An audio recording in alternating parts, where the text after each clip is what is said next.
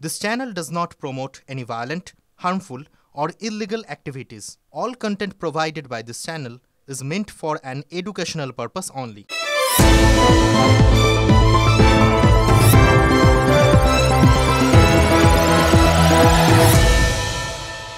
রাজ্যের লক্ষ্মীদের জন্য ভান্ডার রয়েছে, কিন্তু রাজ্যের লক্ষ্মীদের নিরাপত্তা রয়েছে কি? মাথা ভাঙা থেকে চোপড়া, শ্যামনগর থেকে সোনারপুর নানা অভিযোগ রয়েছে। এবার তো রাজ্যের সরকারি আধিকারিকরাও ছাড় পাচ্ছেন না। রাজ্যের মন্ত্রী গালি দিচ্ছেন, এমনকি ডাং দিয়ে মারার হুমকি দিচ্ছেন। ভাবতে পারেন এই ঘটনার পরও কোনো অভিযোগ দায়ের হয়নি। রাজ্য প্রশাসন কি সত্যি রাজ্যের মহিলাদের নিরাপত্তা দিতে পারছে? লোকসভা ভোটের মুখেই লক্ষ্মীর ভান্ডারের ভাতা বাড়িয়ে দিয়েছিল রাজ্য সরকার। ভোটের প্রচারেও দেওয়াল জুড়ে লক্ষ্মীর ভান্ডার। ভোটের ফলে দেখা যায় ভাতা দেওয়া ডিভিডেন্ডে ভর্তি তৃণমূলের ঝুলি, অথচ সেই লক্ষ্মীরাই বারবার আক্রান্ত, নয়তো নিগৃহীত। বিরোধীদের প্রশ্ন, ভাতা আছে, নারী নিরাপত্তা নেই? জুনের শেষে কোচবিহারের মাথাভাঙায় সংখ্যালঘু মহিলা আক্রান্ত হওয়ার অভিযোগ ওঠে। মারধর করে, বিবস্ত্র করে 1 কিলোমিটার হাঁটানো হয়। এই অভিযোগ তুলে সরব হয় বিজেপি। মাথাভাঙায় পৌঁছয় জাতীয় মহিলা কমিশন।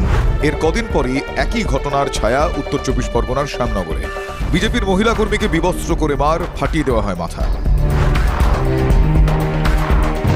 জুনের একেবারে শেষে খবরের শিরোনামে উঠে আসে উত্তর দিনাজপুরের চোপড়া। এক মহিলাকে রাস্তায় ফেলে মারধর করতে দেখা যায় তাজমুল হক ওরফে জেসিবিকে। জেসিবি স্থানীয় তৃণমূল নেতা। অভিযোগ, তার মাথায় হাত স্থানীয় বিধায়ক হামিদুর রহমানের। অভিযুক্তের পরিবর্তে নিগৃহীত মহিলাকেই কাঠগড়ায় তোলে হামিদুর। ইমেজের 12টা বাজছে বুঝেই হামিদুরকে শোকজ করে তৃণমূল। কয়েকদিন যেতে না যেতেই সোনারপুরেও এক জেসিবির খোঁজ মেলে। নাম জামাল উদ্দিন সর্দার, স্থানীয় তৃণমূল কর্মী। জামালের বাড়িতেও সালিশি সভা বসানোর অভিযোগ। শিকলে বেঁধে মহিলাদের মারধর করার মতো অভিযোগ ওঠে। 21শে জুলাই তৃণমূলের সভার আগেই জেসিবির মতো জামালকেও পুলিশ ধরে। মঞ্চ থেকে মুখ্যমন্ত্রী নির্দেশও দেন, পরিষ্কার বলছি, মা বোনেদের সম্মান দেবেন। মুখ্যমন্ত্রীকে মনে হচ্ছে থোড়াই কেয়ার। জেসিবি জামাল বিতর্ক থিতিয়ে যেতে না যেতেই কারামন্ত্রী অখিল গিরির উদয়। তাজপুর সমুদ্র সৈকতে অবৈধ হকারদের পাশে দাঁড়াতে গিয়ে কর্মরত মহিলা অফিসারকে কুকথা, হুমকি, হুঁশিয়ারি।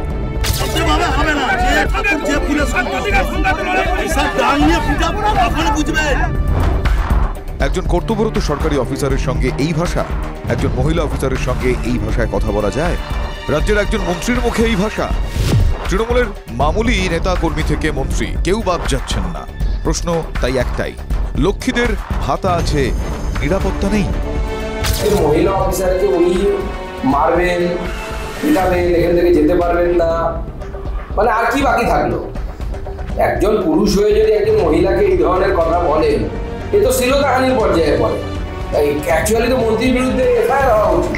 আসলে এরা নিজের ক্ষমতার দম্ভ জাহির করার জন্য সংখ্যালঘু, অন্য ধর্মের মানুষ, অন্যরকম দেখতে, অন্য জেন্ডারের মানুষ, অন্য লিঙ্গের মানুষ, অন্য রকম পরিবেশে থেকে এসছেন, এদেরকে মানুষ বলে গণ্য করেন। এটা হচ্ছে তৃণমূলের মমতা ব্যানার্জির সবচেয়ে বড় রাজনৈতিক দর্শন। মুখ্যমন্ত্রীর ক্ষমতা নেই, এই কারণে মুখ্যমন্ত্রীর সস্নেহে প্রশ্রয়ে এরা বড় হয়ে উঠছে। এইসব দেখে যাতে মানুষ তৃণমূলের বিরুদ্ধে মুখ খোলার সাহস না পায়, যারা অনৈতিকভাবে যারা জমি দখল করে আছে ইত্যাদি করে আছে, তারা যাতে আরো বলিয়ান হয়, ভোটের সময় যাতে ভোট লুট করে। দল যেটা মনে করেছে, যিনি মন্ত্রী হিসেবে তিনি যে কাজ করেছেন সরকারি আধিকারিক এবং সবথেকে বড় কথা একজন মহিলার প্রতি, তার জন্যই আজকে এই ব্যবস্থা নেওয়া হয়েছে। রাজধর্ম পালন করেছেন মমতা বন্দ্যোপাধ্যায়, যেটা সারা ভারতবর্ষের খুব কম ক্ষেত্রে দেখা যায়। বিরোধী তীরে বিদ্ধ শাসক দল, তাতেও কি সম্বিত ফিরছে শাসক নেতাদের? Bureau report, TV9 Bangla. একজন মহিলা অফিসারকে অখিলগিরি রাজ্যের কারামন্ত্রী হুমকি দিচ্ছেন, আপনার আয়ু 7, 8, 10 দিন। তখনও বোধহয় উনি জানতেন না ওনার মন্ত্রিত্বর আয়ু কমে আসবে। একজন অফিসার ডিউটি করতে গেছেন, বলছেন তিনি ডিউটি করতে এসেছেন, সেই কর্তব্যরত অফিসারকে হুমকি দিচ্ছেন, হুঁশিয়ারি দিচ্ছেন রাজ্যের কারামন্ত্রী। আমরা প্রথম থেকেই এই খবর তুলে ধরেছিলাম, কাজও হয়েছে। আজকে দলের তরফ থেকে ফোন যায় অখিলগিরির কাছে, বলা হয় ইস্তফা দিতে হবে। ইস্তফা দিয়েছেন অখিলগিরি, ইতিমধ্যেই মেল করে দিয়েছেন। কিন্তু এরপরও দুটো প্রশ্ন থেকে যায়। এক, দলের তরফ থেকে নির্দেশ দেওয়া হয়েছে তো ওই মহিলা অফিসারের কাছে নিঃশর্তে ক্ষমা চাইতে হবে, আর অখিলগিরি বলছেন তিনি ক্ষমা চাইবেন না, কেরিয়ারে কোনো দিন কোনো সরকারি আধিকারিকের কাছে তিনি ক্ষমা চাননি। দল এরপরে কি করবে? 2, এখনো পর্যন্ত পুলিশের তরফ থেকে কোনো ব্যবস্থা নেওয়া হয়নি। পুলিশ কি সুমোটো মামলা করবে, কিংবা বন দপ্তর কি কোনো অভিযোগ করবে? নজর আমাদেরও থাকবে। আপনার আয়ু 7-8 দিন 10 দিন সব ডাল নিয়ে পিটাবো না, তখন বুঝবেন। আপনি কি কোনোভাবে অনুতপ্ত? না। রাষ্ট্রপতি সম্পর্কে কুমন্তব্য করে পার পেয়ে গেছিলেন। এবার মহিলা রেঞ্জারকে হুমকি শাসানি দিয়ে ছাড় পেলেন না কারামন্ত্রী অখিলগিরি। চরম বিতর্কের মুখে তৃণমূলের শীর্ষ নেতৃত্বের নির্দেশ মেনে মন্ত্রিত্ব থেকে পদত্যাগ করতে চলেছেন কারামন্ত্রী। কিন্তু এত কিছুর পরেও মহিলা রেঞ্জার অফিসারের কাছে ক্ষমা চাইবেন না বলেও নিজের অবস্থানে অনড় রইলেন অখিলগিরি। হ্যাঁ, পদত্যাগপত্র আমি লিখে ফেলেছি।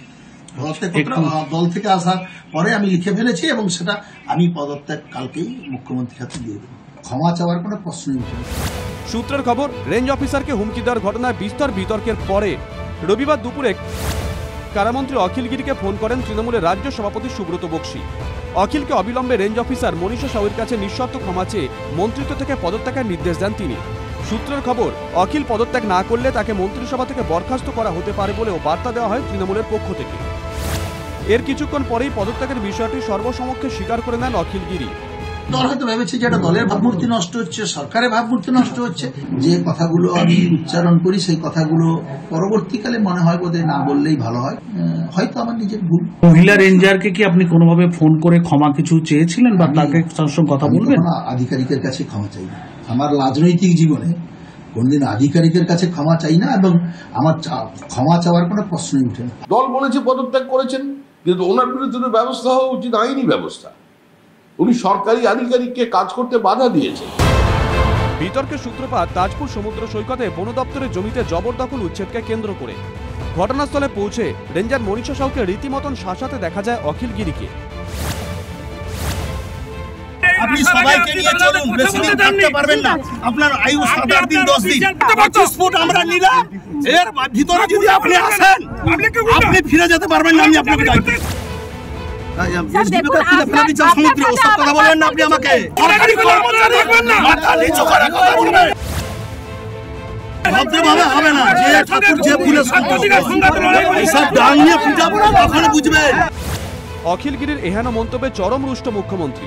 তৃণমূলের শীর্ষ নেতৃত্ব কঠোর অবস্থান নিয়েছে, কিন্তু বিভিন্ন মহলে প্রশ্ন উঠছে, কর্তব্যরত সরকারি অফিসারকে ডাং দিয়ে পেটানোর হুমকি দেওয়ার পরেও অখিলগিরির বিরুদ্ধে কেন পুলিশ অভিযোগ দায়ের করা হলো না? মহিলা রেঞ্জ অফিসার কি ভয়ে থানায় যেতে পারছেন না? বন দপ্তরের তরফ থেকে কেন এ বিষয়ে সুনির্দিষ্ট অভিযোগ দায়ের করা হচ্ছে না? পুলিশ কর্মীদের সামনে রেঞ্জ অফিসারকে শাসান অখিলগিরি, এরপরেও পুলিশ কেন শতপ্রণোদিত মামলা করল না? অখিলগিরি রাজ্যের শাসক দলের প্রভাবশালী নেতা, তাই কি পুলিশ সিটিয়ে আছে? না, উনি ক্ষমা চাইতেন কেন? সর্বোচ্চ তৃণমূল কংগ্রেস যে কাজ করে অখিলগিরিও সেই কাজ করেছে। আমাদের মুখ্যমন্ত্রী স্নেহ পরবশ হয়ে ভালোবেসে বইমেলার বাইরে তিনি পুলিশকে চাপকাবেন বলেছিলেন।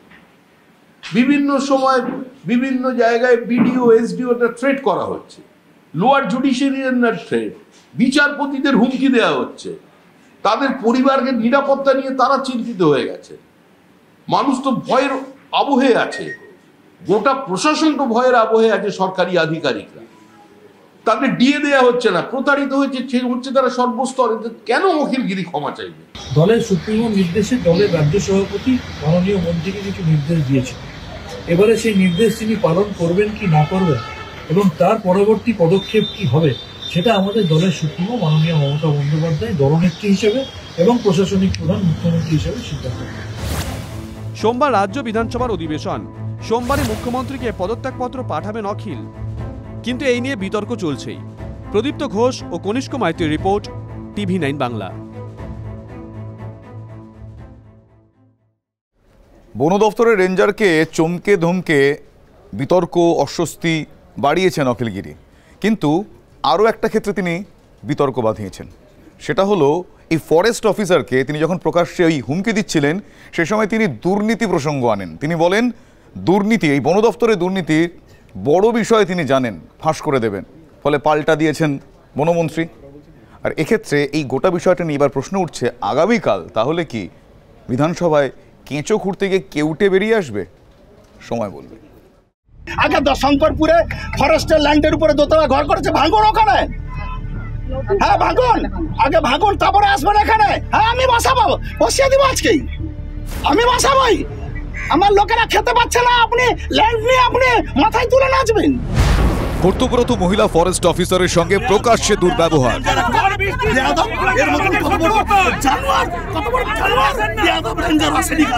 শুধু অপমানজনক মন্তব্যই নয়, সঙ্গে হুমকি, হুঁশিয়ারি।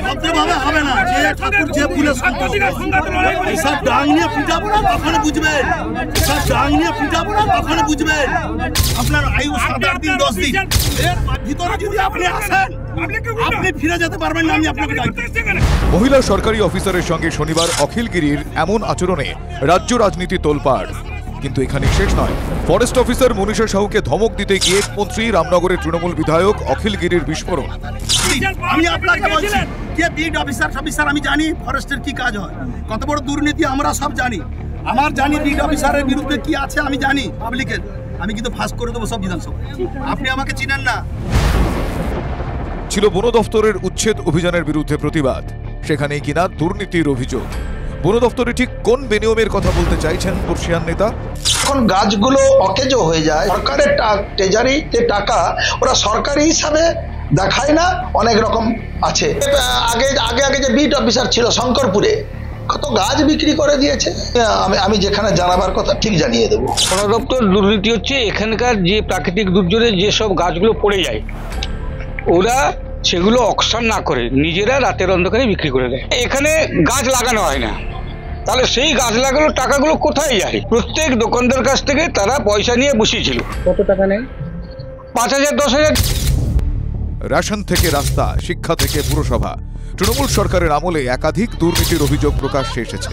সুর চড়িয়েছে বিরোধীরা, কিন্তু এবার যে উলট পুরাণ, মন্ত্রী তৃণমূল বিধায়ক অখিলগিরির দাবি, শুকনো গাছ যেটা সরকারি নিলাম দরে রেটে বিক্রি হয়, সে টাকা সরকারি ঘরে জমা পড়ে। ওরা সমস্ত কত বড় দুর্নীতি করে ওখানে শঙ্করপুরে বসে। আমি 6 মাস দায়িত্বে এসেছি এবং দায়িত্ব 100% মন দিয়ে কাজ করি এবং আমার এরকম কোনো দুর্নীতির কথা জানা নেই। আবারও বলছি যে ফরেস্ট ডিপার্টমেন্টে যারা কাজকর্ম করেন দৃঢ়তার সাথে কাজ করেন এবং 24 ঘন্টায় কিন্তু তারা নিজের জীবন বিপন্ন করে কাজ করেন। এক চোর অন্য চোরকে বলছে তুই বেটা চোর, আর একজন আর এক চোরকে বলছে তুই বেটা চোর। চোর চোরকে চোর বলছে, আমরা দেখে আনন্দ পাচ্ছি, জনগণ দেখুক সবাই কত চোর আছে তৃণমূল কংগ্রেসে। আমার জানি বিড অফিসারের বিরুদ্ধে কি আছে আমি জানি পাবলিকের, আমি কিন্তু ফাঁস করে দেবো সব বিধানসভা। আপনি আমাকে চিনেন না। সেসব তথ্য আছে আমার কাছে, পঞ্চায়েতে আছে। যখন আমাদের পঞ্চায়েত ছিল পঞ্চায়েতে আছে, আমি বার করছি, তথ্য বার করছি। প্রশ্ন হলো, বন দফতরে বেনিয়ম সংক্রান্ত তথ্য বিধানসভায় কবে ফাঁস করবেন অখিলগিরি? অধিবেশন তো চলছে, সোমবার কি হাটে হাড়ি ভাঙবেন? অখিল বীরবাহা দ্বন্দ্বের রেশ কি অধিবেশন কক্ষের ভিতরে দেখা যাবে? অখিলগিরি বন দফতরের একাংশের বিরুদ্ধে বেনিয়মের তথ্য বিধানসভায় ফাঁস করবেন কিনা জানা নেই, তবে অস্ত্র হাতে পেয়ে ময়দানে নামার হুঁশিয়ারি দিয়ে দিয়েছে বিজেপি। তৃণমূল কংগ্রেসের দায়িত্ব, অখিলগিরির দায়িত্ব এবং এটা দায়বদ্ধতা যে একজন মন্ত্রী হয়ে তিনি যখন আরেকটি দপ্তরে দুর্নীতির কথা বলছেন, সেই দুর্নীতিটাকেও তিনি যেন জনসমক্ষে নিয়ে আসেন।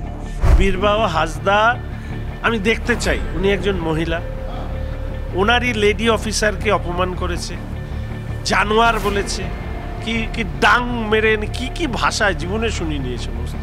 দেখি বীরবাহা হাসদা মহাশয়া কি করেন, নাহলে আমি মাননীয় মন্ত্রীকে বিধানসভায় প্রশ্নটা করব।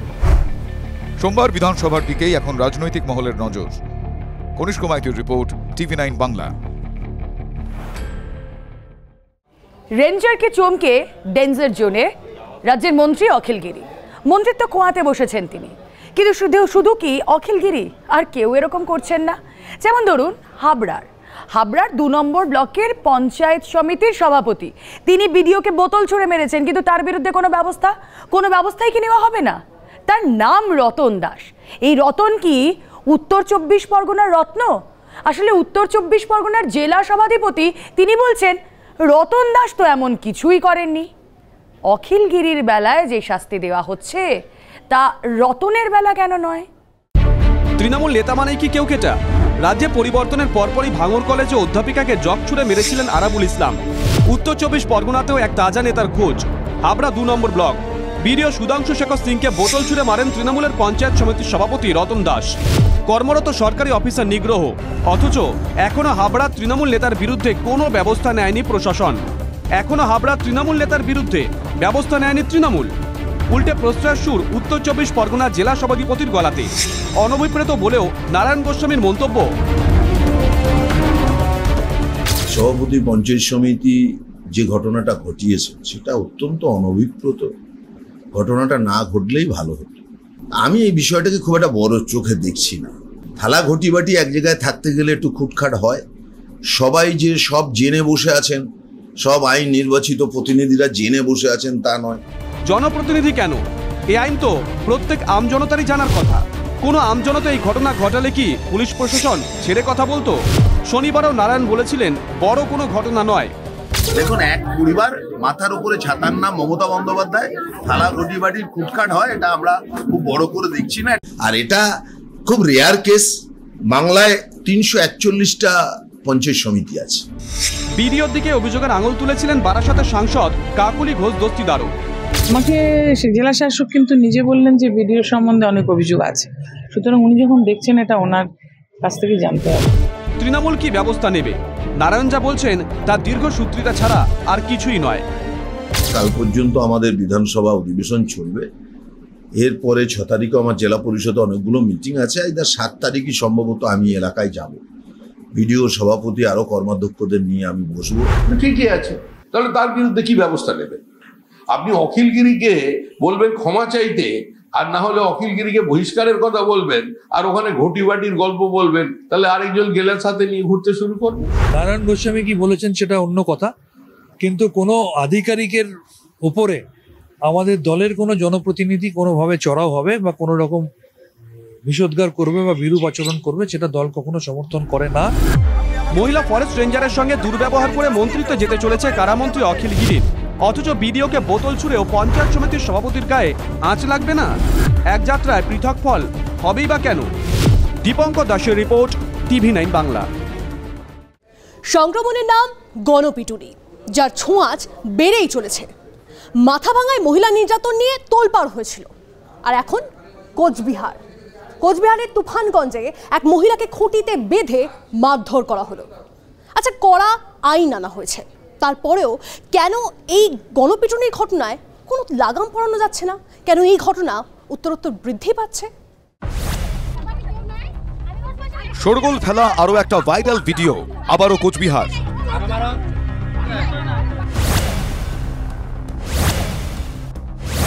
গত জুন মাসে এই মাথাভাঙার মহিলা বিজেপি কর্মীকে বিবস্ত্র করে মারধরের অভিযোগ উঠেছিল, যাকে ঘিরে তোলপাড় হয়েছিল রাজ্য রাজনীতি। এবার ঘটনাস্থল তুফানগঞ্জ, ফের মহিলাকে গণপিটুনি, ফের নীতি পুলিশি। মহিলাকে খুঁটিতে বেঁধে বেধড়ক মারধরের ভিডিও ভাইরাল। বসার পরে তো পিছনে ঘরে পিছনে গিয়ে বিষ খাইতে, সেটা তো আমি দেখি নাই না। তারপরে ওদের পাশের বাড়ির লোক কজন আসলো, আসার পর আমাকে রশি দিয়ে বাইন্ধে সেই মারধর করলো। আমার মোবাইল টোবাইল যা ছিল সব ভাঙিয়ে থেকে শেষ করে ফেলছে। কিন্তু কেন এই নির্যাতন? স্থানীয় সূত্রে খবর, মহিলাকে বিয়ের প্রতিশ্রুতি দিয়ে সহবাসের অভিযোগ ওঠে এক যুবকের বিরুদ্ধে। বিয়ে করতে অস্বীকার করায় 2 শিশু সন্তানকে সঙ্গে নিয়ে যুবকের বাড়ির সামনে ধর্নায় বসেছিলেন মহিলা। অভিযোগ, এরপরই আত্মহত্যার চেষ্টা করেন ওই যুবক। এতেই ক্ষিপ্ত হয়ে ওঠেন যুবকের পরিবারের লোকজন এবং স্থানীয়দের একাংশ। এরপরই ওই মহিলাকে বিদ্যুতের খুঁটিতে বেঁধে বেধড়ক মারধর শুরু হয়। পরে 2 শিশু সন্তানের কাতর আর্জি শুনে বাঁধন খুলে দেন পথচারীরা। বক্সিরহাট থানায় লিখিত অভিযোগ দায়ের করেন নির্যাতিত মহিলা। বাংলার মুখ্যমন্ত্রী মমতা বন্দ্যোপাধ্যায় নিজে প্রকাশ্যে বলেছেন, এই ধরনের কাজ আমরা দলগত বা প্রশাসনিকভাবে সমর্থন করি না। যারা আইন হাতে তুলে নেয়, আইন তাদের বিরুদ্ধে যথাযথ পদক্ষেপ গ্রহণ করবে, প্রশাসন তাদের বিরুদ্ধে যথাযথ পদক্ষেপ গ্রহণ করবে, এ নিয়ে কোনো দ্বিমত নেই। চোপড়া আড়িয়াদহ থেকে মাথাভাঙা, সামনে আসছে জেসিবি জয়ন্তদের প্রতাপ। এ রাজ্যে নির্যাতন গণপিটুনির ঘটনা ঘটেই চলেছে, রেহাই পাচ্ছেন না মহিলারাও। গণপিটুনি রুখতে কড়া আইন আনা হয়েছে, তারপরেও রাশ টানা যাচ্ছে কই? আইন হাতে তুলে নেওয়ার প্রবণতা বেড়েই চলেছে, যা কিন্তু বেশ উদ্বেগজনক। কোচবিহার থেকে সুমন কল্যাণ ভদ্রর রিপোর্ট, TV9 বাংলা। তৃণমূলে বোধহয় রত্নের অভাব নেই, জানেন তো। কয়েকদিন আগে যখন আলুর দাম বেড়েছিল, তখন মুখ্য সচিব নির্দেশ দিয়েছিলেন যে কোনো মতে ভিন রাজ্যে আলু রপ্তানি করা যাবে না। সরকারি নির্দেশিকা। অভিযোগ, সেই নির্দেশ উপেক্ষা করেই নাকি তৃণমূলের একজন পঞ্চায়েত সদস্য ভিন রাজ্যে আলু পাচার করছিলেন। তাকে বাধা দেন এক যুবক, আর তারপর সেই যুবককে বেধড়ক মারধর করে মাথা ফাটিয়ে দেওয়ার অভিযোগ ওঠে ওই তৃণমূল নেতার বিরুদ্ধে। আমাকে ধইরা পাথর দিয়া একদম মাথা ফাটাই দিছে আমাকে। কারা মারলো? ইন্দ্রজিৎ দাস আর হলো অমর দাস। এইখান দিয়ে মানে আলুর গাড়ি পাস হয়। কোথায় যায় আলুর গাড়িগুলো? আসামে যায়, এই বেঙ্গল থেকে। বাংলার বাজারে আলুর দাম যাতে না বাড়ে সেজন্য ভিন রাজ্যে রপ্তানি বন্ধের নির্দেশ দিয়েছিলেন খোদ মুখ্যমন্ত্রী, কিন্তু তার নিজের দলের নেতারা কি সেই নির্দেশ মানছেন না? প্রশ্নটা উঠছে কারণ আলিপুরদুয়ারে কুমারগ্রাম ব্লকে তৃণমূলের পঞ্চায়েত সদস্যের বিরুদ্ধেই অসমে আলু পাচারের অভিযোগ উঠেছে। গ্রামবাসীদের দাবি পুলিশ প্রশাসনের চোখে ধুলো দিতে আলুর গাড়ি গ্রামের পথ ধরে ঢুকছে অসমে। অভিযোগ কাটমানির বিনিময়ে আলু পাচারে মদত দিচ্ছেন তৃণমূলের পঞ্চায়েত সদস্য। প্রতিবাদ করায় গ্রামের কয়েকজনকে মারধর, হুমকি, সাক্ষীদের ভয় দেখানোর অভিযোগও উঠেছে। মমতা বন্ধ করে দিয়েছে পরের থেকে, মানে গ্রামের ভিতর দিয়ে রাস্তায় আলু গাড়ি জাটাগুড়িতে যায়, মানে আসামে ঢুকে শিমলটাপুতে বের হয়। আমাকে পুরো হুমকি দেওয়ার পরে 3 দিন পরে আমাকে এখানে মারলো ওরা দুজনে মিলে। কালকে দিছে হুমকি যে আমাদেরকে থাকতে দেবে না, বাড়ি থেকে উঠায় দিবে, মারধর করবে, যাকে পাবে তাকে মারবে। এটা পঞ্চায়েত কি? হ্যাঁ, ইন্দ্রজিৎ পঞ্চায়েত। কোন পার্টি? টিএমসি। যারা সাক্ষী দিছিল ওদেরকেও হুমকি দিছে। আলিপুরদুয়ারের কুমারগ্রাম ব্লকের ভলকা বারবিশা 2 নম্বর পঞ্চায়েত পাকড়িগুড়ি গ্রাম লাগোয়া সীমানা, তা পেরোলেই অসমের কোকরাঝাড় জেলা। গ্রামবাসীদের একাংশের দাবি পাকড়িগুড়িতে 31 নম্বর জাতীয় সড়ক হয়ে অসমে যাওয়া যায়, কিন্তু সেখানে চেকপোস্ট থাকায় পুলিশের নজর এড়াতে গ্রামের রাস্তা দিয়ে যাচ্ছে আলুর গাড়ি। এটা কি গ্রামবাসীরা বাধা দেয়নি? বাধা দেয়, কিন্তু কাজ হয় না। বাচ্চাগুলো স্কুলেও যেতে পারে না, ভয় লাগে রাস্তাতে উঠতে, কারণ এটা ছোট রাস্তা, বড় গাড়ি গেলে কোনো জায়গা থাকে না পার হওয়ার। গ্রামবাসীদের একাংশের দাবি বড় গাড়ি পিছু 50,000 এবং ছোট গাড়ি পিছু 20,000 টাকা কাটমানি নিয়ে ভলকা বারবিশা 2 নম্বর পঞ্চায়েতের সদস্য ইন্দ্রজিৎ দাস ও তার ভাগ্নে আলু পাচারে মদত দিচ্ছেন বলে অভিযোগ। আলু এদিক দিয়ে যাবে না, যেহেতু আমাদের রাজ্য সরকার মাননীয় মুখ্যমন্ত্রী এটা বন্ধ করেছে, আমরাও তার পক্ষে। পশ্চিমবাংলায় যেভাবে আলুর দাম দীর্ঘদিন বেড়ে যাচ্ছে, সেই ক্ষেত্রে আজকে কিন্তু পশ্চিমবঙ্গ থেকে কিন্তু আলু ভিন রাজ্যে দেওয়া হচ্ছে না, তো তার পক্ষে আমরা কিন্তু আজকে পাকড়িতে যে ঘটনাটা ঘটেছে সম্পূর্ণ কিন্তু মিথ্যা, সেটা অপপ্রচার করে চালাচ্ছে। সে কিন্তু একজন ক্রিমিনাল, আমি সরাসরি বলছি সে ক্রিমিনাল। পার গাড়ি 50,000 টাকা করে এবং ঘুর পথে পাচার করে দিয়ে যাচ্ছে। এসপি আইসিরা টাকা তুলছে, কিছু অংশ চলে যাচ্ছে ঠিক আবার ঘুরে ফিরে টালিঘাটে, আর কিছু এসপি পকেটে, কিছু পঞ্চায়েতের পকেটে। ইতিমধ্যে বারবিশা পুলিশ ফাঁড়িতে অভিযোগ দায়ের করেছেন আক্রান্ত যুবক, যদিও এখনো পর্যন্ত পুলিশ কোনো পদক্ষেপ নেয়নি বলে অভিযোগ উঠেছে। সুজিত রায়ের রিপোর্ট, TV9 বাংলা। এবার আরেক তৃণমূল পঞ্চায়েত সদস্যের কীর্তি শোনাবো।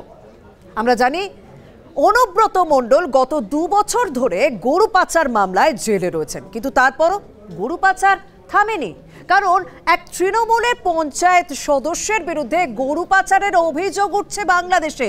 আর কে ধরেছে জানেন? রাজ্যেরই পুলিশ। কাজকর্ম ফেলে 3টি ষাঁড়গরুকে খড়বিচালি খাওয়াতে ব্যস্ত পুলিশ সিভিক ভলেন্টিয়াররা। রবিবারের বারবেলায় মালদার শামসি ফাঁড়িতে এই ছবি দেখা গেল। শামসি রতুয়া রাজ্য সড়ক থেকে গরু বোঝাই পিকআপ ভ্যানটিকে হাতে নাতে ধরে পুলিশ। সূত্রের খবর, গরুগুলো বাংলাদেশে পাচারের ছক ছিল। চালককে ধরতে না পারলেও গাড়ির মালিক আমির হোসেনকে আটক করা হয়েছে। তিনি আবার তৃণমূল নেতা, শামসি গ্রাম পঞ্চায়েতের সদস্য। এই আমির বাবু কিন্তু গরুর ব্যবসার সঙ্গে যুক্ত। গরুটা বাংলাদেশে পাচারের কি একটা পরিকল্পনা ছিল? যারা এর মূল পান্ডা তাদেরকে ধরে বের করার আমরা আবেদন জানাচ্ছি। নিজে পশু ব্যবসার সঙ্গে যুক্ত বলে স্বীকার করলেও পাচারের ঘটনায় তার কোনো যোগ নেই বলে দাবি করেছেন অভিযুক্ত তৃণমূল কংগ্রেস নেতা। গাড়ি নিয়ে গেছিল, গাড়ি নিয়ে এসে এবার গাড়ি সকালে শুনতে পাই যে গাড়ি তোমার ফাঁড়িতে আটকে রেখেছে। লোক বলছে পাবলিক যে 3টা ষাঁড় আছে, ষাঁড় আছে, ড্রাইভার কি ষাঁড় লেসে কি লেসে বলতে পারে না, ড্রাইভারের মোবাইলের সুইচ বন্ধ। সব ব্যাপারে আমি কোনো কিছু চাই। গরু পাচারের অভিযোগে একটা সময় তোলপাড় হয়েছিল রাজ্য। এই মামলায় বীরভূমের তৃণমূলের দুর্দণ্ড প্রতাপ নেতা অনুব্রত মণ্ডলের হাতে হাত করাও পড়ে। 2 বছর আগে তার বাড়ি থেকে গ্রেপ্তার করে নিয়ে যায় সিবিআই। একটি মামলায় সদ্য জামিন পেলেও এখনও তিহার জেলে বন্দী অনুব্রত মণ্ডল। কিন্তু তার দীর্ঘ অনুপস্থিতিতেও গরু পাচারের নেটওয়ার্কে যে বিন্দুমাত্র ছেদ পড়েনি, শামসির ঘটনা তার জলজান্ত প্রমাণ। সুবোধোষ ভট্টাচার্যের রিপোর্ট, TV9 বাংলা। আর এবার নজর রাখতে হচ্ছে রেশন দুর্নীতির খবরে। প্রায় 14 ঘন্টা জিজ্ঞাসাবাদের পর দেগঙ্গা তৃণমূল কংগ্রেস নেতা আনিসুর এবং তার ভাই আলিফ নূরকে গ্রেপ্তার করেছে ইডি। তারা এই মুহূর্তে ইডি হেফাজতে রয়েছেন। তাদের বিরুদ্ধে শুধুমাত্র ওই টাকা নয় ছয়ের অভিযোগই নয়, তাদের বিরুদ্ধে অভিযোগ তারা নাকি গরিবের রেশন চুরি করেছে। অভিযান চালিয়ে ইডি বেশ কয়েকটা ব্ল্যাঙ্ক চালান পেয়েছে, এমনটাই বলছে সূত্র আরও বলছে ইডি আধিকারিকরা মনে করছেন এর নেপথ্যেও নাকি রয়েছেন সেই জ্যোতিপ্রিয় মল্লিক।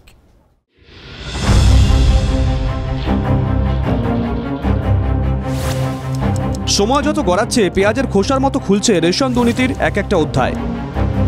সামনে আসছে বাকিবুর বিদেশ মুকুলদের নতুন নতুন কীর্তি। শুধু একা বাকিবুর রহমানই নয়, রেশনের আটা চুরিতে সরাসরি যুক্ত ছিল আনিসুর রহমান ওরফে বিদেশ এবং তার দাদা আলিপ নূর ওরফে মুকুল। ইডি সূত্রে খবর, বিদেশ মুকুলের সংস্থা জিপি অ্যাগ্রো ফুডে তল্লাশিতে মিলেছে সরকারি আটা সরবরাহের প্রচুর ব্ল্যাঙ্ক ডেলিভারি চালান। প্রত্যেকটি চালানে ছিল সরকার স্বীকৃত ডিস্ট্রিবিউটরদের সই, এমনকি শিলমোহরও। ডিস্ট্রিবিউটরদের সঙ্গে কথা বলে ইডি আধিকারিকরা জানতে পারেন সেই চালান দেখিয়ে বিদেশ মুকুলরা কোনো আটাই তোলেননি। অর্থাৎ এই ধরনের ব্ল্যাঙ্ক ডেলিভারি চালান এই মিল মালিকদের কাছে থাকতো, সেই মিল মালিকরা সেখানে নিজেদের ইচ্ছা মতো বা নিজেরা কত পরিমাণ আটা লুট করবে সেই সংখ্যা লিখে দিত। লিখে দেওয়ার পর সেটা চলে যেত সরাসরি খাদ্য দপ্তরে, আর খাদ্য দপ্তর থেকে সেখানে সে যে পরিমাণ আটা সরবরাহের কথা উল্লেখ থাকতো সম পরিমাণ টাকা পাঠিয়ে দেওয়া হতো এই মিল মালিকদের কাছে। অর্থাৎ গরিব মানুষের প্রাপ্য আটার এক ছিটেও গেল না ডিস্ট্রিবিউটরদের কাছে, উল্টে কোটি কোটি টাকা পকেটে ঢুকে গেছে আনিসুর আলিপদের।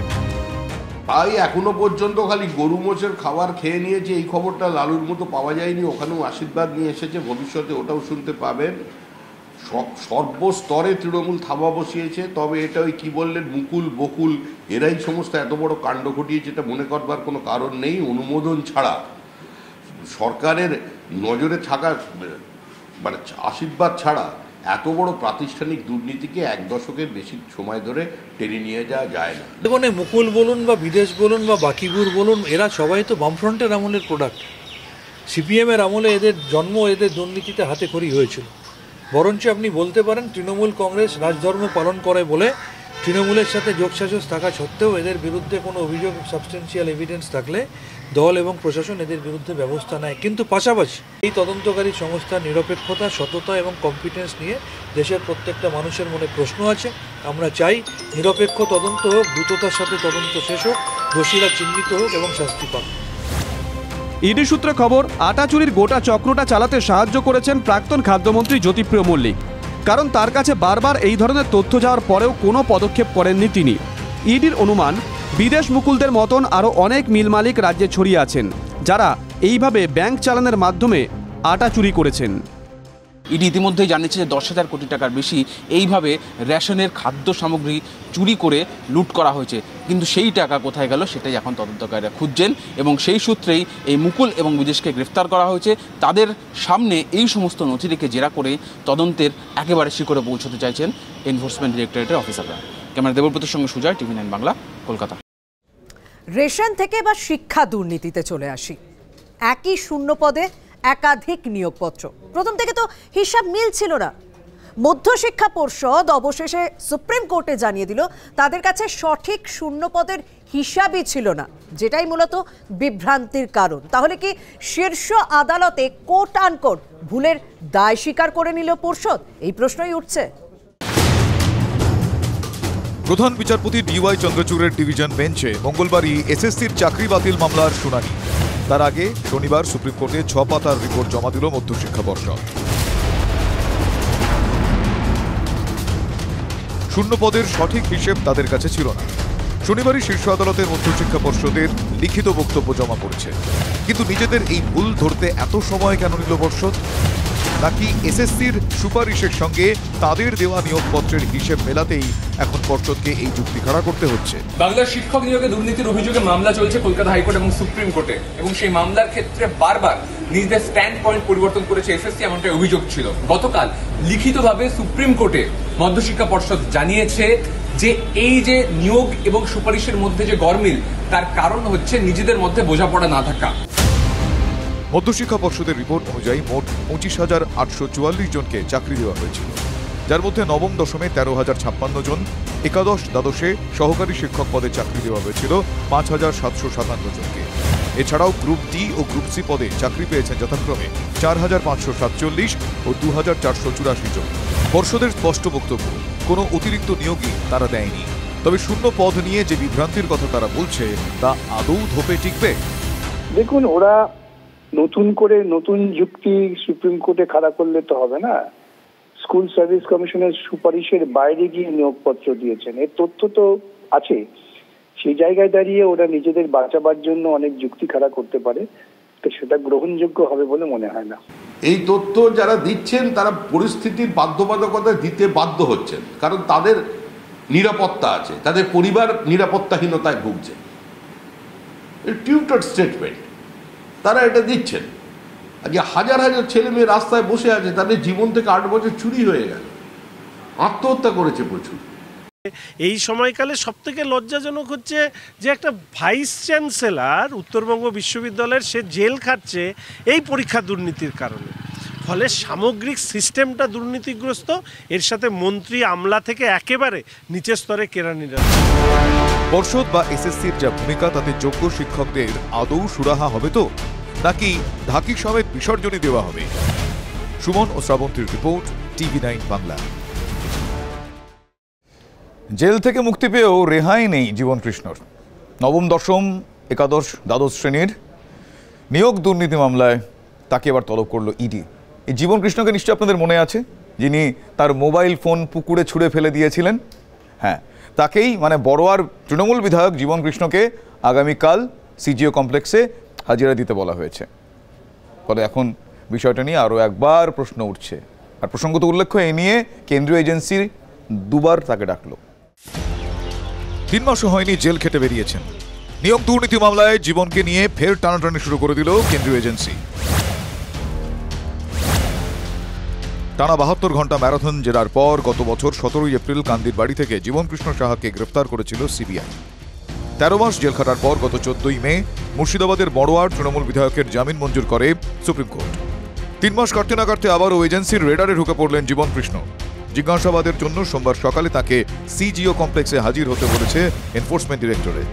সিবিআই তল্লাশির সময় মোবাইল ফোন পুকুরে ছুঁড়ে ফেলে দিয়েছিলেন তৃণমূল বিধায়ক। সেই মোবাইলের তথ্য পুনরুদ্ধার করে জানা গিয়েছিল নিয়োগ দুর্নীতিতে বেআইনি লেনদেন করেছিলেন তৃণমূল বিধায়ক। সেই সূত্রেই তাকে জিজ্ঞাসাবাদ করতে চান ইডির অফিসাররা।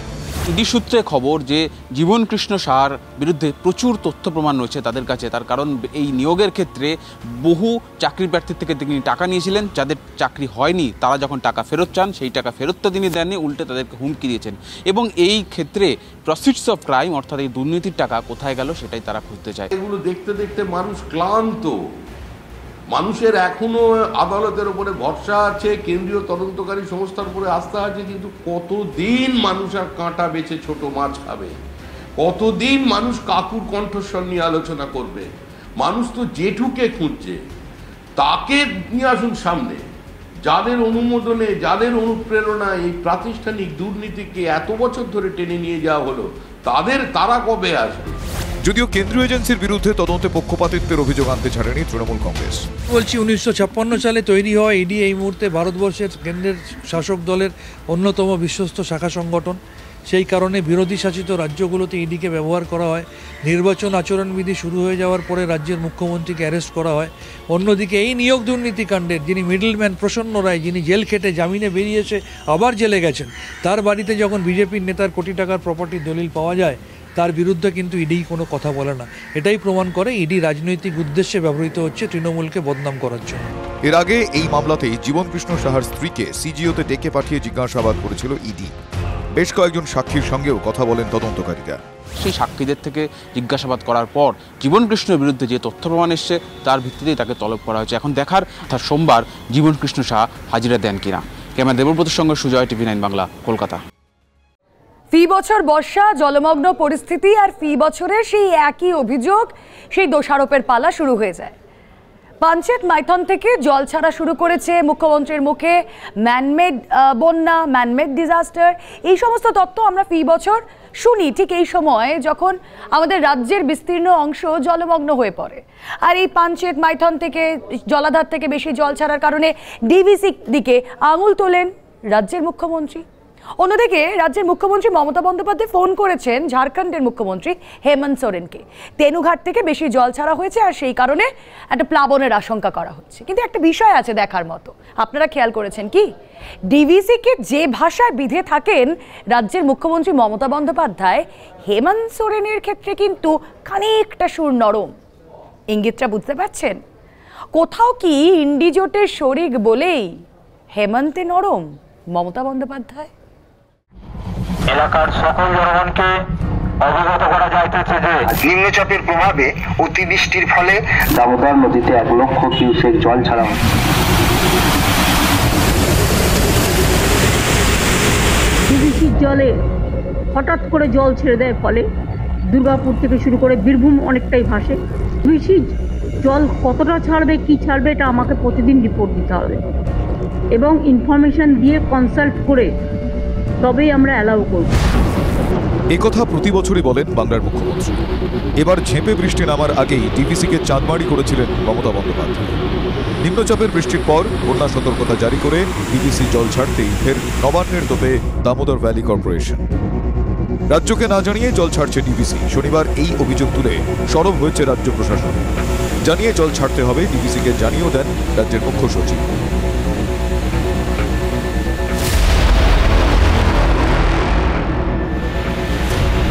কিন্তু রাজ্য যাই বলুক, অতি গভীর নিম্নচাপের প্রভাবে ঝাড়খণ্ডে প্রবল বৃষ্টি হওয়ায় জল ছাড়ার পরিমাণ বাড়িয়েই চলেছে DVC.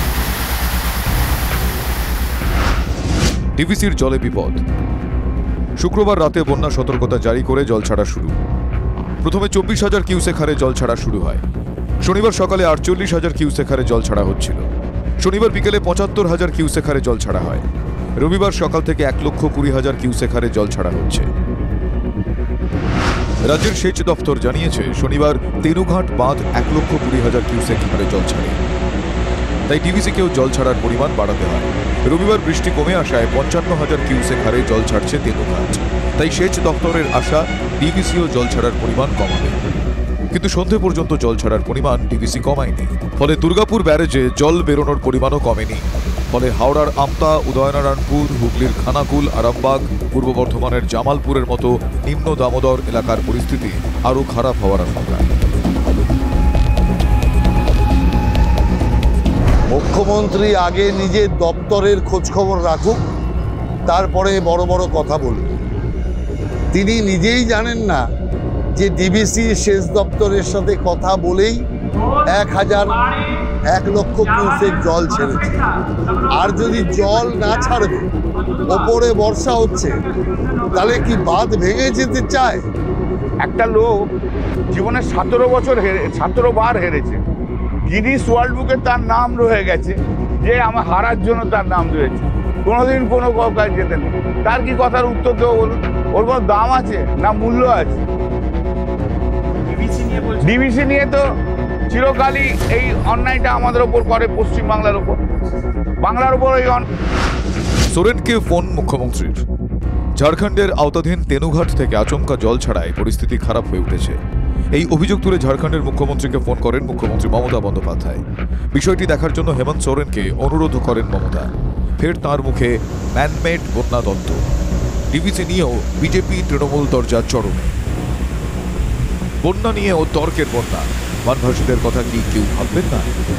Bureau report, TV nine Bangla.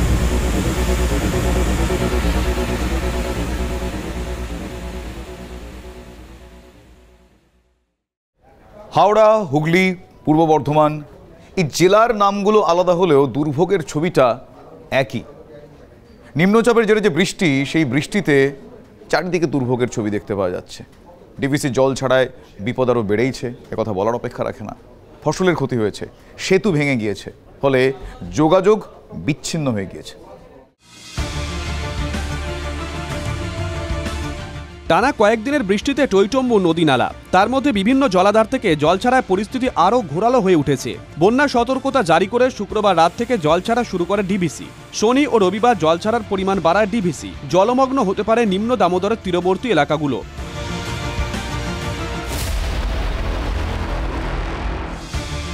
বিপদের আশঙ্কা আরামবাগে। ক্রমশই বাড়ছে দামোদর ও মুন্ডেশ্বরী নদীর জলস্তর। জলমগ্ন পুরসুরা, খানাকুল, শ্রীরামপুরের বেশ কয়েকটি এলাকা। মুন্ডেশ্বরী নদীর ওপর থাকা একটি সেতু জলের স্রোতে ভেসে গেছে।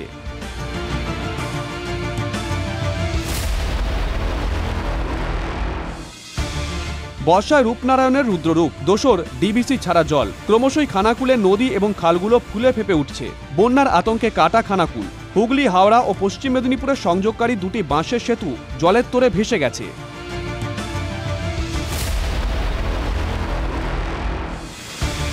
উদ্বেগ বাড়ছে হাওড়াতেও। ডিবিসি ছাড়া জলের শনিবার রাতে আমতায় মুন্ডেশ্বরী নদীর উপরে থাকা 4টি বাঁশের সেতুই ভেঙে যায়। ফলে দ্বীপাঞ্চল, ভাটোরা এবং ঘোড়াবেড়িয়া, চিতনানের মধ্যে যোগাযোগ কার্যত বিচ্ছিন্ন।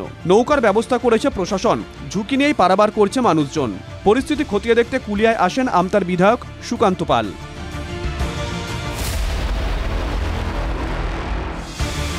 ডিবিসি জল ছাড়ার ফলে জগৎবল্লভপুরে কানা দামোদরে জলস্তর বেড়েছে। বেশ কয়েকটি গ্রামে বাঁধ ভেঙে জল ঢোকার পরিস্থিতি তৈরি হয়েছে।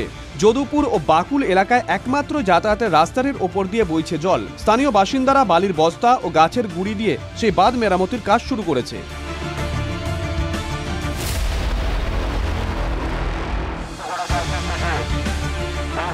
দামোদর তীরবর্তী খণ্ডঘোষ, রায়না ও জামালপুর ব্লক জুড়ে শুরু হয়েছে মাইকিং। ডিবিসি জল ছাড়লে বিপদ বাড়তে পারে, এই আশঙ্কায় আতঙ্কের মধ্যে রয়েছে নিম্ন দামোদর তীরবর্তী অঞ্চলের মানুষজন। ব্লক ও পঞ্চায়েতগুলোর পক্ষ থেকে সাধারণ মানুষকে সতর্ক করতে গ্রামে গ্রামে চলছে মাইকিং। যাদের বাড়ি ইতিমধ্যেই ক্ষতিগ্রস্ত তাদের নিরাপদ জায়গায় আশ্রয় নিতে বলা হচ্ছে। কানায় কানায় পূর্ণ দামোদর, আতঙ্কে হুগলি জেলার নিম্ন দামোদর এলাকার চাষিরা। ইতিমধ্যে বিঘের পর বিঘা ধান জমি জলের তলায়। এবার সবজি জমি ডুবে গেলে ব্যাপক ক্ষতির মুখে পড়ার আশঙ্কা। দামোদরের জল বাড়তেই বিপদের প্রহর গুনছেন জামালপুর, ধনিয়াখালী, তারকেশ্বর, জাঙ্গিপাড়া, উদয় নারায়ণপুরের হাজার হাজার চাষি। ডিবিসি যদি এর উপরে জল ছাড়ে, এর উপরে যদি লক্ষাধিক যদি জল ছেড়ে দেয়, হ্যাঁ, তাহলে কিন্তু ক্ষতি হওয়ার চান্সটাই বেশি। যেটুকুন মানে বৃষ্টিতে হয়েছে ওষুধ দিয়ে দিয়ে তো বাঁচানোর চেষ্টা হচ্ছে, আবার যদি বন্যা হয়ে যায় সবই শেষ। বানভাসী হওয়ায় বিপদ, বন্যার আতঙ্কে প্রমাদ গুনছেন নদীপাড়ের বাসিন্দারা। Bureau report, TV9 Bangla. আচ্ছা, শুধু কি ডিভিসি ছাড়া জলেই জেলায় জেলায় বন্যা পরিস্থিতি? কিন্তু যেখানে যেখানে ডিভিসির জল পৌঁছয় না, এই ধরুন কাটোয়া, মুর্শিদাবাদ, বীরভূম বা পশ্চিম মেদিনীপুর, সেখানে কেন বানভাসী পরিস্থিতি বলুন তো? আচ্ছা, এই যে কুঁয়ে, ঝুমি, এই সমস্ত নদীগুলো রয়েছে, এই নদীগুলোর সংস্কার আদৌ হয়? অন্ডাল বিমানবন্দর, সেখানে তো 2-3 দিন ধরে বিমান ওঠানামা স্তব্ধ। কি করছে সেচ দপ্তর? তারা কি ঘুমিয়ে?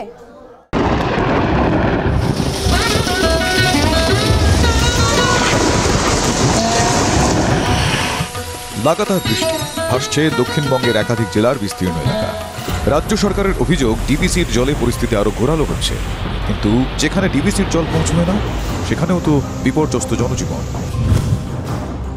ব্রহ্মারী নদীর জল ঢুকছে, সেই জলেই কাটোয়া 1 নম্বর ব্লকের বিস্তীর্ণ এলাকা জলের তলায়। জলবন্দি গ্রাম আর গ্রামে বন্দি মানুষজন। গ্রামে নেই পর্যাপ্ত পরিমাণে খাবার, গ্রামে অসহায় অবস্থায় দিন কাটছে মানুষজনদের। গ্রামে বহু রোগী রয়েছে যারা বিনা চিকিৎসায় এই মুহূর্তে গ্রামের মধ্যে তারা পড়ে রয়েছে বাড়িতে। বাবা ব্রেন স্ট্রোক হয়েছিল, প্রত্যেক দিন ফিজিওথেরাপি করতে হয়, ড্রেসিং করতে হয়। জলের জন্য আমার বাবার কোনো চিকিৎসার কোনো ব্যবস্থাই হচ্ছে না। শুকনো খাবার, বাচ্চাদের খাবার, গ্রামে ঘোষ আসছে না, বাচ্চা ছেলে খাবে কি? বীরভূমে লাভপুরে জলের স্রোতে ভেঙেছে কুঁয়ে নদীর বাঁধ। হু করে জল ঢুকছে প্লাবিত একাধিক গ্রাম। ক্ষতিগ্রস্ত মেনলি শিবা গ্রামে জল সব ঢুকে গেছে।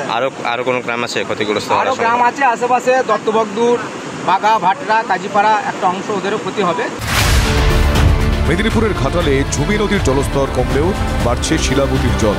জলমগ্ন একাধিক পুরো এলাকা, আতঙ্কে এলাকাবাসী। পাশে রাস্তা সব ভেঙে গেছে, এখন নদী ওই যে ভাঙতে আরম্ভ হয়ে গেছে আগেটাই, এখনো এলাকায় জল ঢুকছে, এখনো জল ঢুকছে। টানা বৃষ্টিতে পাকা রাস্তায় ধাক্কা, তাতেই বাঁকুড়ার সোনামুখী ব্লকে ধুয়ে মুছে গিয়েছে পিচের রাস্তা। একাধিক গ্রামের থেকে বিচ্ছিন্ন সোনামুখী শহর। এবার গাড়ি ঘোড়া তো সব বন্ধ, গাড়ি ভ্যান ফ্যান কোনো কিছু যাচ্ছে না। মোটামুটি সমস্যায় পড়তে হবে, 10-15টা গ্রামকে সমস্যার মধ্যে রয়েছে আমরা। এটা আগে থেকে এখানে যদি একটা হিম পাইপ দেওয়া হতো তাহলে এই পজিশনটা আসতো না। ফি বছর জলমগ্ন হয় মুর্শিদাবাদের বড় এলাকা, এবারও একই ছবি। কুঁয়ে নদীর জলে ভাসছে গ্রামের পর গ্রাম, নষ্ট জমির ফসল। প্রচুর ধানের জমি ক্ষতি হয়ে গেছে। গরম কষ্ট দিয়ে আছে, ছাগল গরু যদি কষ্ট থাকে মানুষ কেমন থাকবে? বিপর্যস্ত বিমান পরিষেবা, জল ঢুকেছে বিমানবন্দরে। দুর্গাপুরের কাজী নজরুল ইসলাম বিমানবন্দরে গত 3 দিন ধরে উড়ান বাতিল, বিপাকে পড়েছেন যাত্রীরা। সব মিলিয়ে জেলায় জেলায় বন্যা পরিস্থিতিতে দুর্ভোগ আমজনতার। অনেকেই বলছেন নদীর সংস্কার হলে হয়তো কিছুটা এই দুর্ভোগ ঠেকানো যেত। Bureau report, TV9 Bangla. Howrah পুরসভায় ভোট হচ্ছে না, পুরো ভোট নিয়ে কোনো উচ্চবাচ্যই নেই, অথচ পুরো পরিষেবা সেটা তো একেবারে তলানিতে। আপনারা নিশ্চয়ই সকলেই জানেন হাওড়ায় জমা জলে বিদ্যুৎস্পৃষ্ট হয়ে মৃত্যু হয়েছে এক তরুণী। এবার সেই হাওড়াতেই আরও একটা মর্মান্তিক ঘটনা, খোলা নর্দমা, সেখানে পড়ে মৃত্যু এক মহিলার। এই নিয়ে সেখানকার অর্থাৎ হাওড়ার পুর প্রশাসক তাকে জিজ্ঞাসা করা হলে তিনি দায় ঠেলছেন জাতীয় সড়ক কর্তৃপক্ষের ঘাড়ে। জমা জলে খোলা তারের বিপদ, বিদ্যুৎস্পৃষ্ট হয়ে হাওড়ায় কলেজ ছাত্রীর মৃত্যু হাওড়ায় পুরো পরিষেবা নিয়ে অনেক প্রশ্ন তুলে দিয়েছে। ঘটনা রেশ কাটতে না কাটতেই আবার বিপদ, ফের প্রশ্নে পুরসভা। ব্যস্ত কোনা এক্সপ্রেসওয়ে জানাগেট এলাকায় রাস্তার পাশেই মরণ ফাঁদ, খোলামুখ ড্রেন, সেখানে উদ্ধার মহিলার দেহ। রবিবার সকালে পুরসভা সাফাই কর্মীরা নর্দমা পরিষ্কার করছিলেন। মাঝবয়সী মহিলাকে মৃত অবস্থায় ভাসতে দেখে তারা পুলিশে খবর দেন। চ্যাটার্জিহাট থানার পুলিশ গিয়ে দেহ উদ্ধার করে ময়না তদন্তে পাঠায়। আসতে ভয় লাগে, বাচ্চা কাচ্চাকে যেতে ভয় লাগে, বাচ্চা কাচ্চা দোকানে যায়, তখন আমাদের খুব ভয় লাগে। একটা বয়স্ক লোক পড়ে গেছিলো। বিপজ্জনক তো বটেই, কিন্তু কিছু করার নেই। আমি বললাম না, জলতে পাম্প করে এখন জল তুলে ফেলতে হচ্ছে, নাহলে পুরো ভেসে যায়। এখানে ঢাকা দেওয়া তো উচিত, কিন্তু এখন এটা দেওয়া হয়নি এখনো পর্যন্ত। দীর্ঘ 6 বছর ভোট না হওয়ায় হাওড়া পুরসভায় পুরো প্রশাসক মণ্ডলীর তত্ত্বাবধানে চলছে। পুরো পরিষেবা নিয়ে এলাকাবাসীর অভিযোগের শেষ নেই। নবান্নে পুরসভা নিয়ে বৈঠকে এই নিয়ে মুখ্যমন্ত্রীর নিশানায় ছিল হাওড়া পুরসভা। তারই মধ্যে ঘটে চলেছে একের পর এক ঘটনা, জমা জল, বিপজ্জনকভাবে ঝুলতে থাকা তার, কলেজ ছাত্রীর মৃত্যুতে প্রশ্নের মুখে পড়েছিল পুরসভা নজরদারিও। এবার খোলা মুখ ড্রেনে পড়ে মহিলার মৃত্যু, যদিও ঘটনার দায় জাতীয় সড়ক কর্তৃপক্ষের ঘাড়েই ঠেলছে পুরসভা। এটা আমাদের এইচএনসির কনস্ট্রাক্ট করা ড্রেন নয়, এটুকু বলতে পারি। আর দ্বিতীয়, সেটার থেকেও বড় কথা, এটা যেহেতু ন্যাশনাল হাইওয়ের ওপর এই ড্রেনটা, কোথাও ফাঁকা থাকে সেটা ড্রেন ক্লিন করার জন্য আছে, ওটার ওপর দিয়ে মানুষের মানে চলাচলের জন্য ওটা নয় ওই জায়গাটা। রাস্তার পাশে দীর্ঘদিন ধরে পড়ে রয়েছে খোলামুখ ড্রেন, তারপরও উদাসীন পুরসভা। মৃত্যুর পরও অন্যের ঘাড়ে দায় ঠেলার চেষ্টা কেন নেই নজরদারি, সেই প্রশ্নই তুলছেন নাগরিকরা। হাওড়া থেকে সুব্রত বন্দ্যোপাধ্যায়ের রিপোর্ট, TV9 বাংলা।